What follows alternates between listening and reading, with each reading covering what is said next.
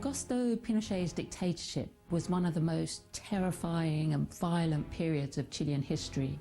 Thousands of citizens were murdered, were tortured. This was the period when that ominous word, the disappeared, emerged. Chile was seen as an island of democracy in Latin America until the Pinochet regime. They said, yes, she's the one we want. And they told me to walk out of the hospital slowly and make sure that I didn't run, because they had two guns that they showed me to shoot me if I made any attempt to run. General Pinochet's regime was a criminal regime. I think that's the most succinct way of putting it. I believe the Pinochet dictatorship radically changed the trajectory of Chilean history.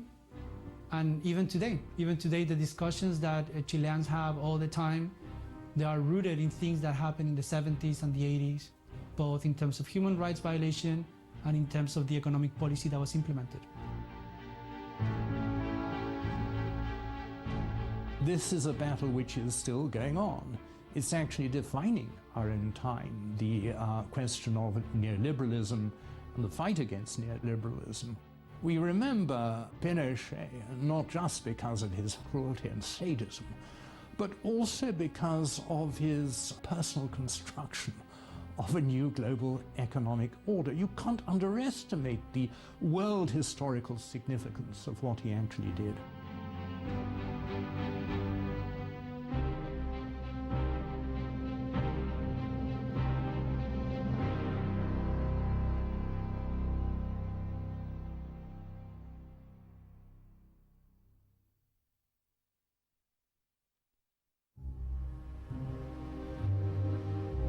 In the summer of 1973, the government of Socialist President Salvador Allende was falling apart. The commander-in-chief of the army, General Carlos Prats, had resigned. His replacement is Augusto Pinochet. Within a month, a coup would be launched that left Allende dead and the military in control of Chile. I was a medical student, the second year of medical school. And the coup happened on the 11th of September, 1973. And I was going normally to the university, and I did reach the university when I heard that a coup was ongoing.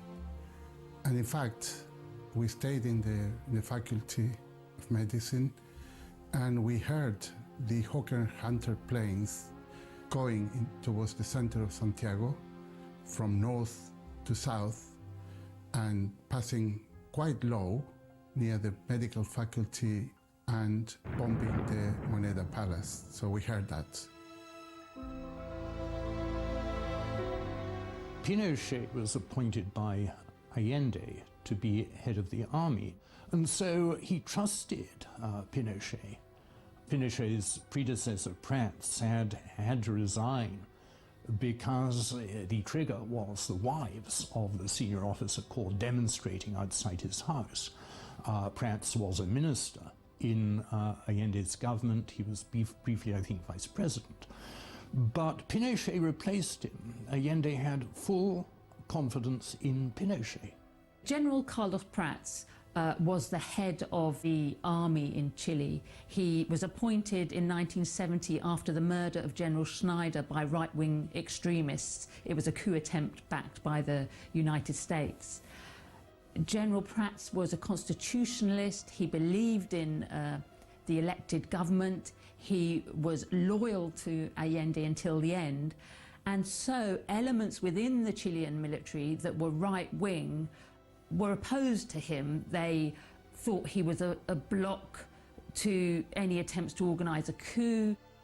But Carlos Prats recommended to Salvador Allende that he appoint General Augusto Pinochet in his place, because he believed that Pinochet was loyal to the Constitution just like him. He believed that Pinochet was a Democrat just like him, because Pinochet had shown no sign of being a right-winger, of having political views. He'd professed his loyalty to Allende again and again. He'd said, "I'll lay down my life to defend the Constitution and the elected government."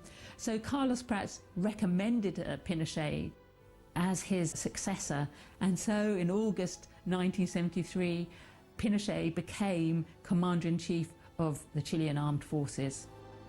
By September of 1973, it was clear that Chile was about to suffer another in a long line of coups d'etats that had recently overthrown other South American governments.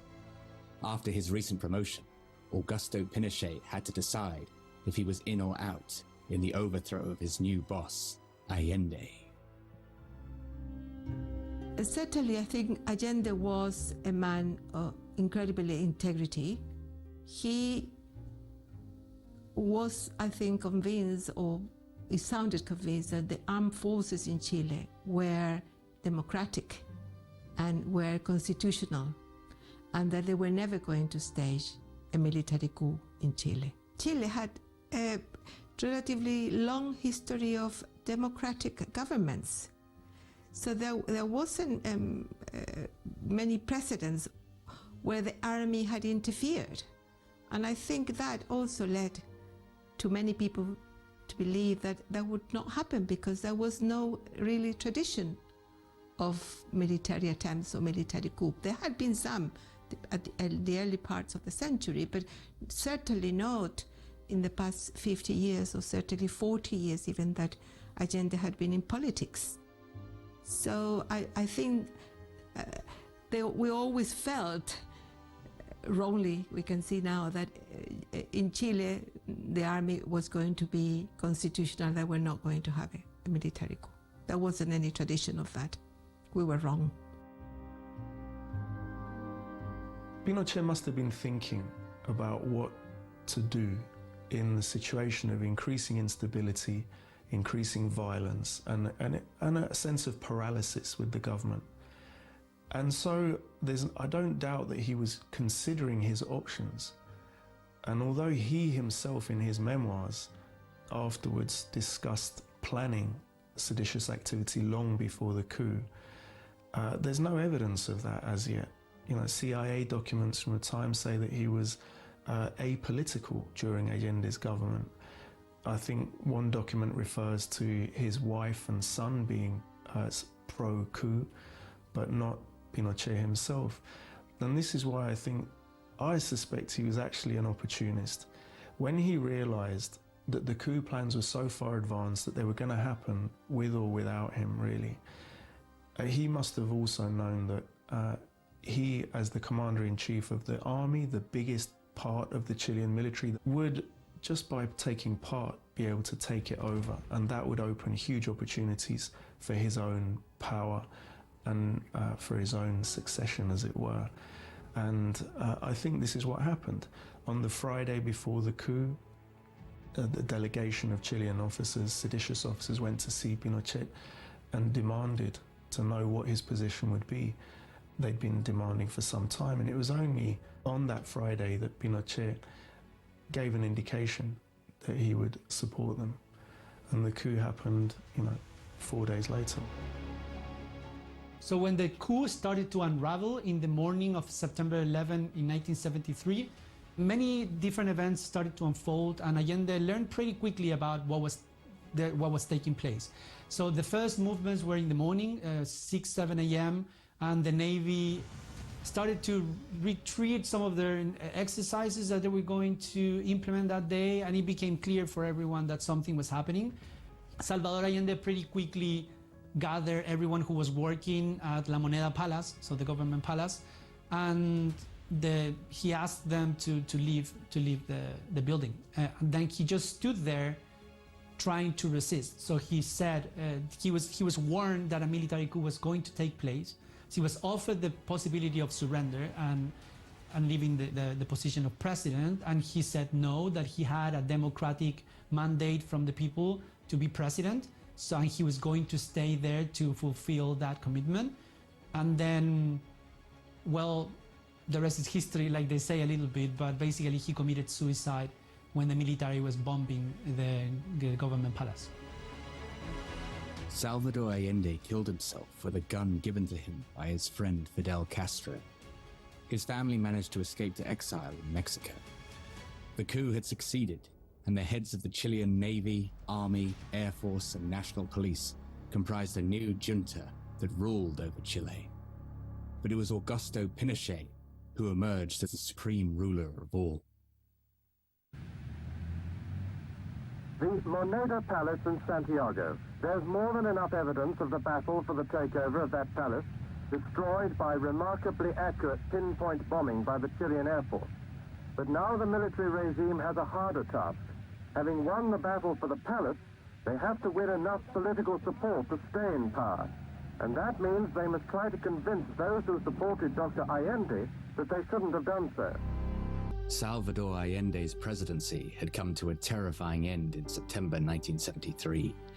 But the forces that had led to his downfall had not just come from within Chile, but from even more powerful forces within the world.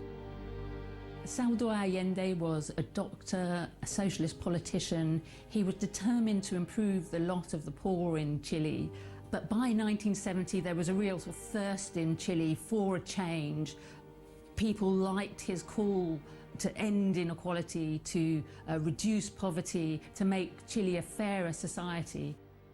However, the United States has long thought of Latin America as its sphere of influence, its backyard. And this was the Cold War.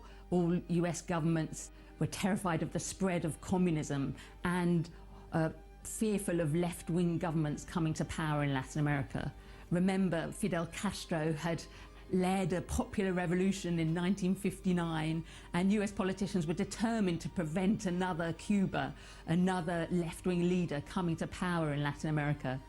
Henry Kissinger famously said of Chile, "Why should we stand by and let a country go communist just because of the irresponsibility of its own people?" The issue that was raised was whether somebody elected with 36% and, frankly, pursuing policies that we considered hostile to the United States should then do this, be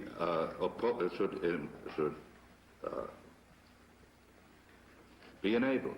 You have the zeitgeist of an era, and the zeitgeist of 1970 was radical left. The Soviets seemed to be winning the Cold War. And so Allende comes into this febrile mix with a radical socialist program. But it is not communism. But it is a radical transformation of society. Now, he increased the incomes of the very poor. He made all education free, universities free, and so on and so forth. What Allende was actually introducing was no more than a North European welfare state, which we have today in all North European countries, this one included. That is all he was doing on that front. And in fact, 45% of GDP was government spending. But that's pretty much the norm for North Europe today. In fact, it's quite considerably less. The vulnerability, I think, and the dogmatic part of it, the ideological silliness, was the program of mass nationalization and confiscation, because by doing that you alienated America, amongst other things. The general population is always being afraid of communism. I mean that's something that it penetrates. It's a very good weapon to use to scare people. It's going to be communist, so-called communism, and so it's easy for them to do that and to say, oh no, it's going to be a socialist country, and people tend not to understand the differences sometimes. Kissinger and Nixon started to think about a strategy of how to unseat Allende since the very beginning, since he was democratically elected in September of 1970. It was a complicated operation because the United States has always been trying to appear as a champion of democracy, so they didn't want to intervene overtly. So they decided to basically do covert operations to try to destabilize the Allende government. And then they did that through many different strategies. And when the coup took place, they were obviously pleased. Nixon and Kissinger facilitated the coup. They coordinated everything through the institutions of the US state and the para-institutions of the US state, you know, transnational corporations and so on, with the assistance of local actors like the Brazilian government and other governments like the British government, the Australian government, we now know was also involved in supporting this seditious activity, in undermining Allende's government. Fundamentally, I don't believe that the Chilean right, as it were, the elite, had the social strength, had the institutional capacity, had the political strength at this juncture by 1970 to overthrow Allende by themselves. And I think this is clear when we think that despite American involvement, despite this huge economic, social, political pressure that was applied, the terrorism campaign, it still took 3 years for that campaign to destroy Chilean institutionality and create the space for a man like Pinochet to take power. That's why I think it's less facilitation and it's more orchestration. Once the coup d'etat was successful, the notorious caravan of death descended upon Chile. This Chilean army death squad carried out dozens of summary executions, whilst thousands more were arrested, imprisoned, tortured, and disappeared. We were detained by the police and taken to the Ministry of Defense and, you know, treated quite roughly, and eventually to the National Stadium, where they were concentrating people from all parts of Santiago, and heard lots of shots and people being, we didn't know, because you only heard the shots. We didn't know if they were killed or they were doing it just to frighten us. We didn't know at that time. Later we learned that some people were killed in the National Stadium. That was the situation.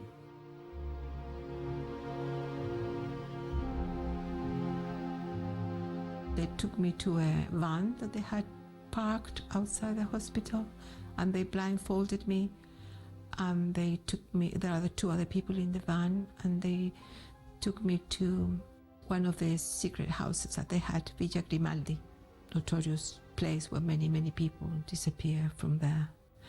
And I was there for 24 hours, and then they transferred me to another secret house, detention house, where I was kept for about 2 weeks, and where I was interrogated and tortured for about 2 weeks, and I was then transferred to another place where it was incomunicado, where they were not the secret detention houses, the torture houses, but it was like a prison, but nobody knew. Until that moment, for a month, my family did not know where I was. So I was then, finally, after the month, I was then, as I said, I was transferred to Cuatro Álamos, where it was mainly a place to be incommunicado. But I wasn't blindfolded. I was with other prisoners in one cell. And then it was a place mostly that would take you to recover from the injuries or whatever had happened with the torture. And after a week, I was transferred to Tres Álamos, one of the many concentration camps that they had built around the country. And I was there for about a year. And only when I got to that place is that my family got to know that I was alive, and then they could visit me once or twice a month. I was bruised. I was never unconscious. We were hit with rubber truncheons, and to, create obviously internal hematomas and things like that, but not to have an open wound in the skin. So they took some precautions in that respect. The main object, because we were not a target group, then the main thing was to frighten us and to see if we could give them some information that they could follow up. So, as I said, this was a period of mass detentions where they were not targeting particular people. Cleverly enough, electric shocks don't leave much marks unless except burns, which they can go, and electric shocks in certain parts of the body don't leave marks, and which was the main type of torture that we're applying. And punches, yes, and some people would have them, but it wasn't the most common. It was mostly electricity, hanging, and things that do not leave obvious marks in the body, and that after a week or so, I mean, it was to recuperate mentally as well as physically. So we were certainly not given any medicine. I was taken to one of the very notorious secret torture houses that they had, which was called the Venda Sexy, because of the type of tortures that were applying mainly to women, in addition to the standard methods of tortures, where they also used a dog that had been trained to make sexual advances in women. And I was taken to that place, subjected to these tortures, and it was also well known because many prisoners there were raped, and I was certainly raped twice. And that was the fate that the majority of the people that were in that place were subjected to, or had. One of the defining characteristics of the Pinochet dictatorship in Chile was the drastic economic experiments that were conducted on the country under his rule. The question of Pinochet and Chile being a laboratory is the great million-dollar question. We have the Chicago School, the Chicago Boys, we have Milton Friedman's book, Free to Choose. Pinochet does something really extraordinary because previous dictatorships have always been about the nation. They've been about the fatherland. They've been about national power. They've been about ethno-nationalism, etc. They haven't been about free markets. Dictators tolerate free markets, but what they seek ultimately is the glory of the nation and secondly, control. So with many dictatorships like Franco's Spain, we're really talking about the corporate state. Chile was about something far, far different. It was about shrinking the state to invisibility. So pensions were privatized, education was privatized, health was privatized. They privatized everything they could. There was about 30% unemployment in 1975, 76, when I was in prison and coming over to here. So this new model implanted by the Chicago Boys with the boot, with the military boot to help it out, was a massive change. I should stress that people tend to think of Pinochet only as a brutal torturer and dictator, but the economic consequences of the models that, because he could do it only because he had weapons at that time, and push a program of mass privatization of state assets in a complete uncontrolled way. One thing to understand about Pinochet's economic policies is they went hand in hand with the repression. So his economic policies were carried out by a group of technocrats known as the Chicago Boys. They were economists who trained under Milton Friedman in the Chicago School of Economics. And they believed in monetarism, controlling the monetary supply, and this meant policies of drastically cutting public spending, reducing the state, privatization, slashing export tariffs, opening the Chilean economy to the world. It was really sort of a shock therapy for the economy. But at the same time, the armed forces were going round arresting and killing trade unionists, terrorising trade unionists, banning independent trade unions, and therefore drastically reducing wages, making it possible for wages to drastically fall. And so these were part and parcel of the same strategy, that you cut public spending, you increased unemployment, but you made sure that there was no resistance by repressing brutally the trade unions. And it was the first country to do that, and it gave other people ideas. You see, when we speak of the Reagan or the Thatcher Revolution, we're speaking about a much later period in history. So Pinochet was a kind of generation ahead of Mrs. Thatcher and Reagan, and what he was offering was to make an entire nation a laboratory for a completely different way of being, where the state was a mere skeleton. It was to create a new order, a new economic order, an entirely different way, a radically new way of nation states to actually be. And it captured the imagination of people throughout the world. When the Conservative government got into power and Margaret Thatcher was named Prime Minister, the relationship between the UK and the Pinochet dictatorship got better. And there were both sides of it. On the one side, the Pinochet dictatorship felt pretty isolated because of the human rights violation, and basically all countries in the world were against that, of course.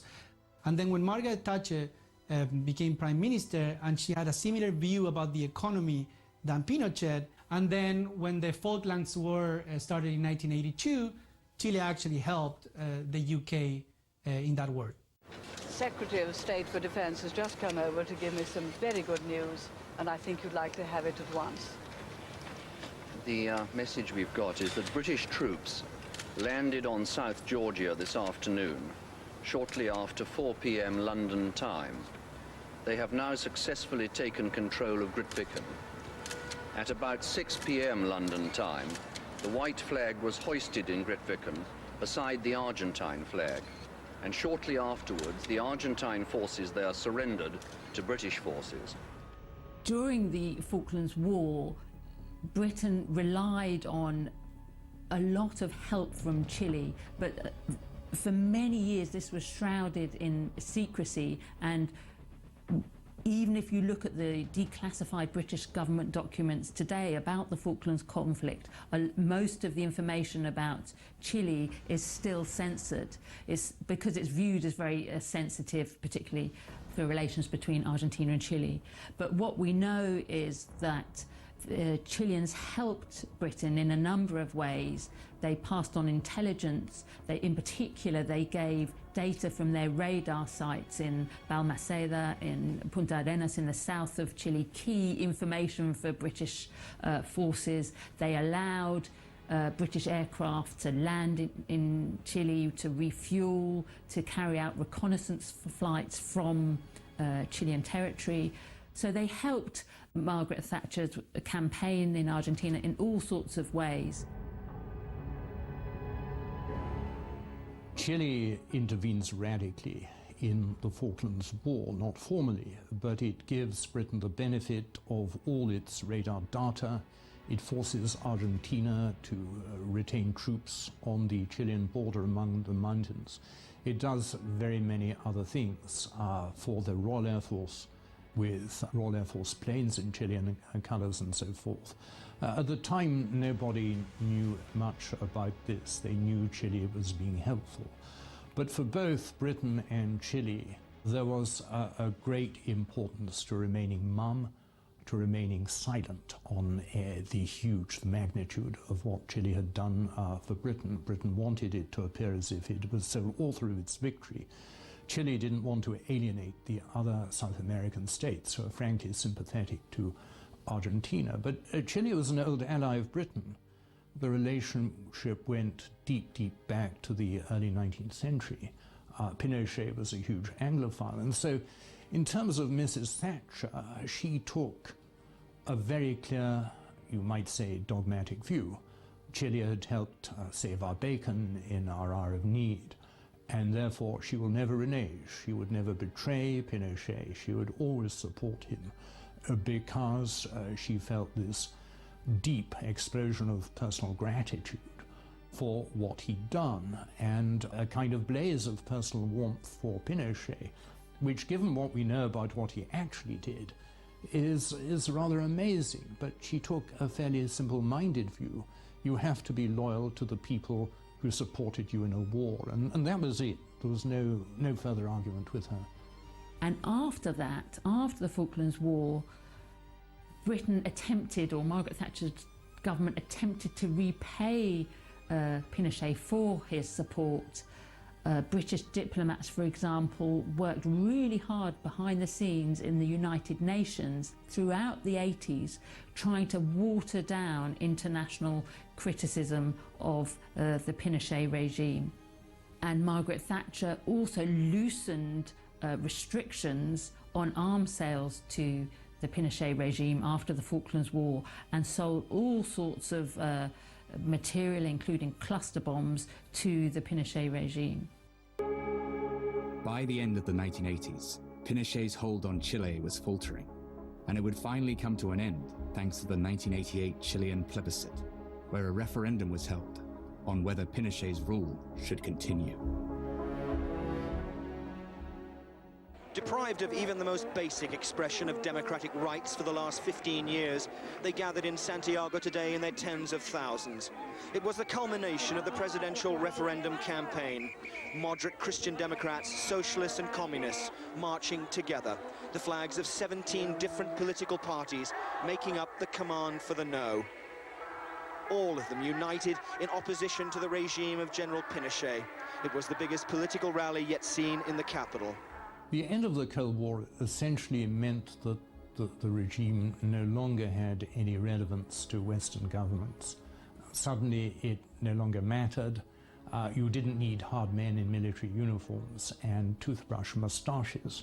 You didn't need fascists anymore, Francos and so forth, to sustain the West. There was no longer a division, a binary division of the world between us and against us. And so Pinochet could hardly really fit in, and it actually occurs at almost precisely the moment where he has the famous referendum in 1988. The collapse of the Berlin Wall is the next year. Once the plebiscite had been agreed, then there was obviously going to be some kind of campaign around it. And there were a social element to that campaign, there was a media element to that campaign, and a political element to that campaign. And one of the Christian Democrat leaders from the period, a man called Andrés Saldívar, has left a testimony of traveling to Europe to get funds for this no campaign. And I think he talks about gathering something like $400,000 to $500,000 US, which is quite a lot of money for the late 1980s, and that this money is what was used to fund the no campaign, to fund the advertising campaigns, the TV slots that were given to the no campaign and so on. And they recruited a very able team of marketing people and so on, and journalists who decided, rather than using the negative side of the dictatorship, rather than reiterating all of those negativities, to focus on a positive future. And that's why they used the slogan, "Joy is coming," and it was remarkably successful. This morning, the army took up position around key government buildings in Santiago. But with so much international pressure for this vote to be free and fair, they're keeping a low profile so far. The opposition's final opinion polls indicate a clear victory for them. The government insists otherwise, although ministers do admit it will be close. On the eve of this vote, then, the people of Chile have every reason to question what General Pinochet and the army will do next. In theory, then, this is Pinochet's last chance. In practice, though, dictators don't usually hand over power so democratically.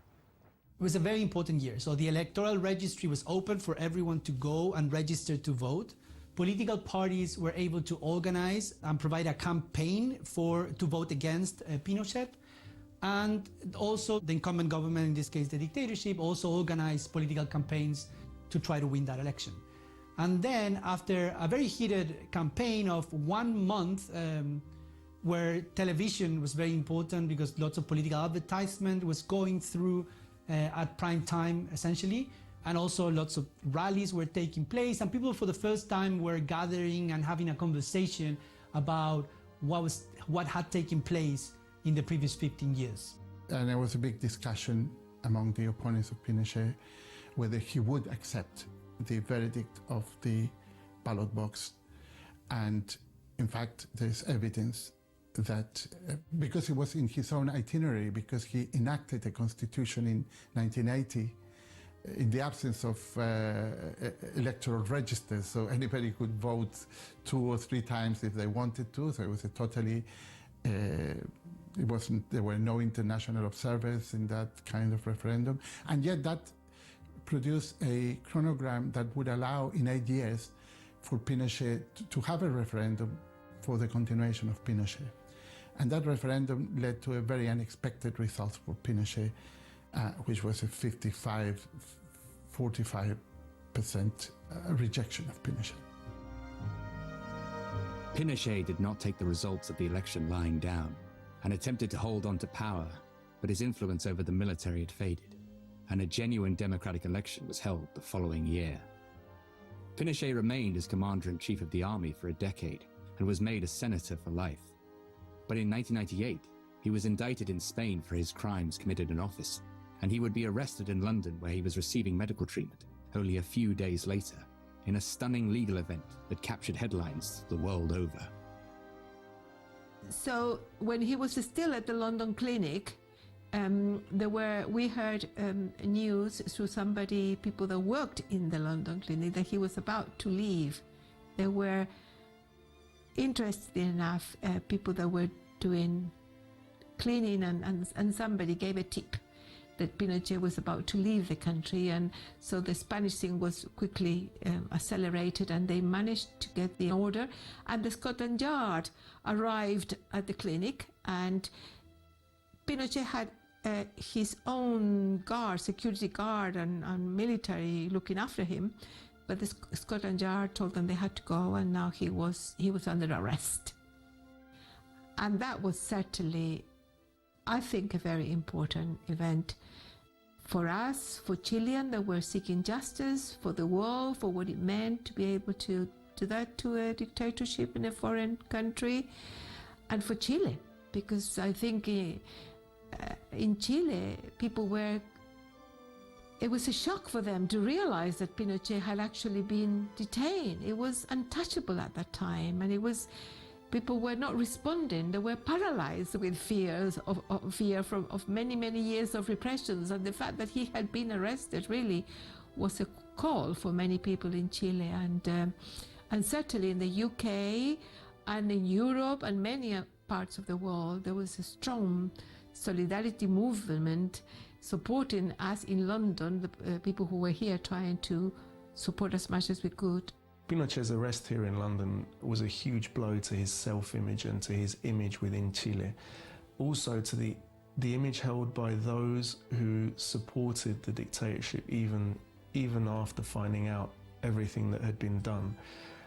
The fact that he could be arrested in a Western capital showed them how much of an outsider he was, and how universal the condemnation of his regime had become. In the end, Pinochet was allowed to return to Chile after a long legal battle. However, he soon faced further indictments at home, but now without his immunity to protect him. Well, what happens is he loses immunity. He has immunity as a former president, and he has immunity as a life senator. All that goes, and he's pursued through the courts. But there is a great problem. He has a magnificent defense, that of vascular dementia. He said, if it happened, I don't remember it, and if it didn't happen, I don't remember it. And so this is how he is able to elude a trial. He is never actually put on trial. They're pursuing him in the end with 300 criminal charges, not only what was done under the dictatorship, the torture, the disappearances and deaths, but also the corruption, the arms deals, the taking a percentage, the tax evasion. He accumulates a fortune of $25 million, well disguised by living in a modest home. And so he dies under house arrest. And he is given a military funeral, not a state funeral. He's given a military funeral as former head of the armed forces. And during that funeral, the grandson of General Prats spits at the coffin.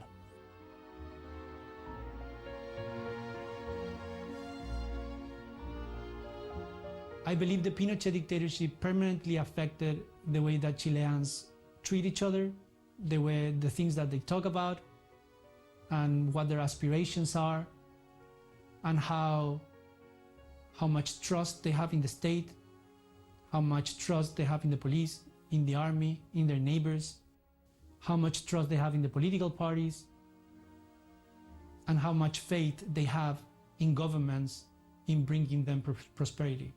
I think I have to give credit to Pinochet in one area. He was, although he was intellectually very limited, he was extremely foxy and pragmatic in some respects. And for example, he reserved 10% of the sales of copper to fund the military. So this didn't go to the coffers of the treasury. They went directly to the army. So he funded, and this meant support from his fellow army officers for him, because he had engineered this clever way of diverting an important part of Chile's wealth to what later on was corruption within the army. And I mean, he was corrupt. He ended up as a proven corrupt dictator, just like the Central American dictators we used to laugh about. He was never brought to justice for the crimes he committed, but he is not the only one. There are still many, many people involved in this, in torture and detention, kidnapping, assassination, who haven't been brought to justice, and some that have been brought to justice were then sent to a very luxurious prison, and others, the trials have never been completed. We've been waiting for a little bit of justice in our own case. I said we, myself, and another group of compañeras that were with us in the torture houses for over 20 years, and we haven't had justice yet. The problem, I think, with Pinochet is that he's not in any normal capacity, a normal category. He is an authoritarian, he is a brute. But he's not actually a genocidalist like some of them are. He's not actually an ethno-nationalist like some of them are. He's not a mere authoritarian like so many of them are. What he is an ideologue. And that ideology suffuses our own times, and he was the beginning of it. He was the alpha of the world we live in today, which is an extraordinary conclusion to make, but he turned his entire nation into a laboratory, into a unique kind of economic experiment, and nobody really compares with that. But Pinochet became a hate figure around the world also because there was an enormous Chile solidarity campaign protesting against the human rights abuses in Chile. You know, Salvador Allende had inspired people around the world. His idea of a peaceful road to socialism, a peaceful road to a fairer society, had inspired people, and they were horrified when he was overthrown. So you saw a Chile solidarity movement in Britain, across Europe, across the world, and it was also for that reason that Pinochet became recognized as one of the most hateful dictators in modern history.